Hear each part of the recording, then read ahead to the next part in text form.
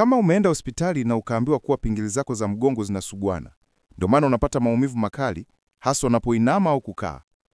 Na si hivyo tu, kwa kuwa zinasuguana na zinapelekea kuminya mishipa ya fahamu, matokeo yake unapata ganzi mwilini na muda mwingine kuhisi miguu kuwaka moto. Ikiwa unasumbuliwa na ugonjwa huu, fahamu kuwa njia pekee ya kupona ni kuzalisha uteute katika pingili zako za mgongo ili zisisuguane. Sasa kwa dawa za hospitali hazisaidii kuzalisha uteute, bali zinatuliza tatizo. Na hali ikiwa mbaya zaidi, utaambiwa ufanyiwe upasuaji, ambapo ukienda Muhimbili utalazimika kulipia si chini ya milioni 5.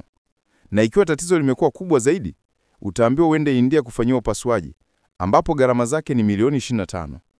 Uzuri kwamba ukiwahi kuutibu ugonjwa huu, utaepuka na gharama hizo. Wenda ukawa unajiuliza tapata wapi tiba hiyo? Shaka ondoa, kwani kwa takriban miaka 4 sasa, tumeshawasaidia zaidi ya Watanzania 400 kutibu ugonjwa huu kupitia virutubisho lishe. Na leo ni zamu yako. Wasiliana nasi sasa hivi uanze dozi yako mapema ili kuepuka gharama za baadaye za upasuaji.